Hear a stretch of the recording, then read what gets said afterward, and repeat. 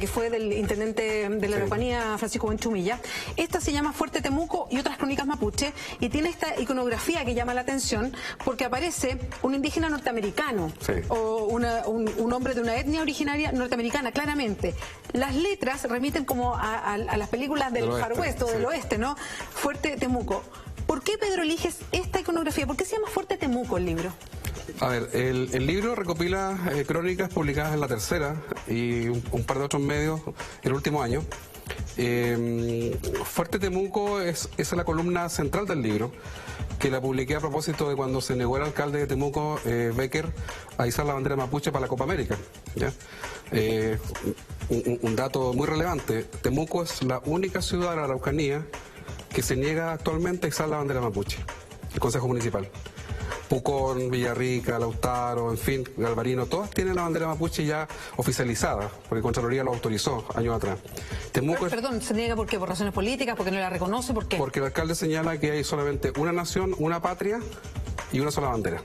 O sea, una concepción del siglo XIX respecto del Estado, del Estado-Nación, este antiguo que heredamos de Portales. Bueno, es bastante poco moderno el alcalde y él insiste en esa negativa. Por tanto, a partir de esa columna que se refería a ese caso, yo escribí sobre la historia de Temuco, cómo Temuco se fundó como fuerte militar y cómo se gestó una sociedad de frontera en la cual estaba permanentemente la amenaza de los indios que vivían en la periferia y los blancos amurallados ahí, digamos, defendidos por militares y por carabineros en ese momento, para evitar que vengan por las cabelleras blancas de ellos.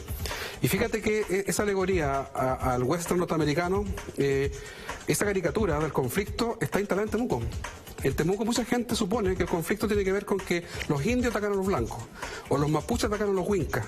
Y así quedamos como casi en un conflicto que está copiado de un guión de John Ford en los años 50. Y la portada del libro es una provocación respecto de eso, respecto de la caricatura que tenemos instalada sobre el conflicto. Porque yo a esta altura estoy absolutamente convencido que el conflicto no trata de eso. El conflicto trata de deudas democráticas que tiene el Estado con los pueblos originarios y con discusiones que son de primer orden en el mundo, que tienen que ver con ciudadanía, tienen que ver con identidad, tienen que ver con descentralización del poder, participación política, bilingüismo, autonomías, autogobierno. O sea, los países de la OCDE, con los cuales Chile se compara, han avanzado en dar cauce político a reivindicaciones étnicas, de minorías étnicas, incluso indígenas como Canadá, Nueva Zelanda.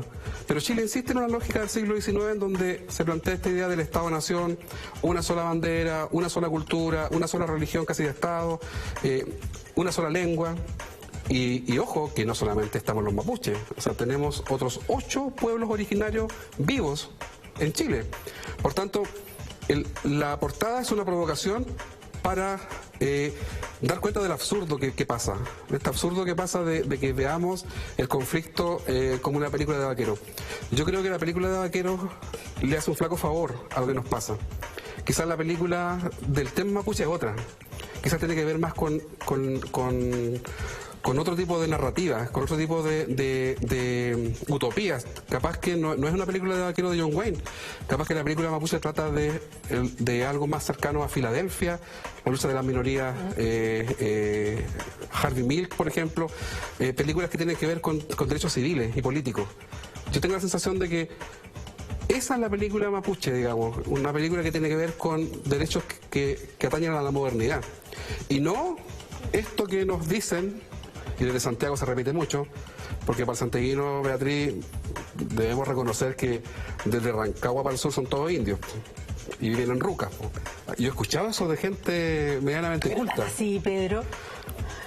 Lamentablemente, Beatriz, es así. Yo estoy convencido que es así. Y tal como hay mucha caricatura desde las ciudades, sobre todo desde Santiago, que queda más lejos de la Araucanía, incluso de lo que se mira desde el norte, en fin, que hay harta caricatura y además influenciada también por la realidad que presentan los medios de comunicación, sobre todo los más grandes, sobre lo que pasa en la zona que se llama del conflicto mapuche.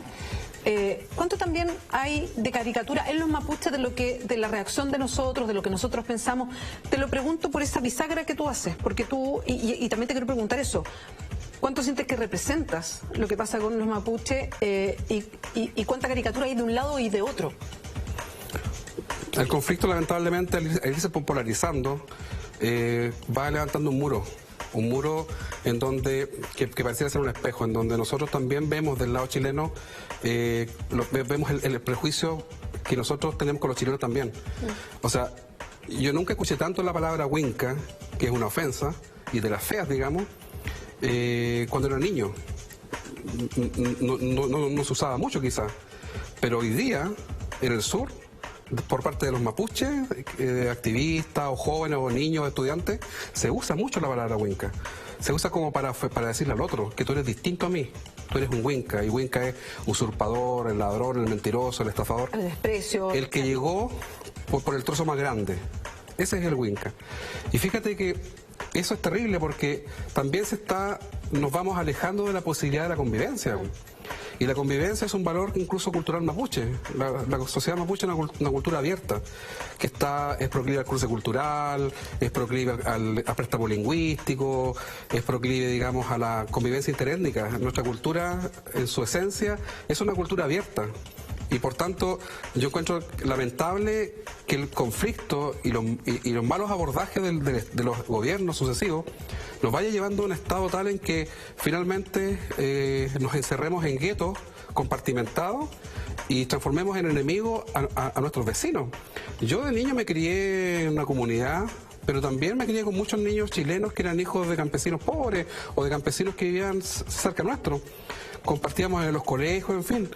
Y la verdad es que yo nunca observé de parte mía una animadversión hacia ellos. Ha sido la mala política asociada al conflicto que tenemos en el sur el que ha ido generando esta distancia.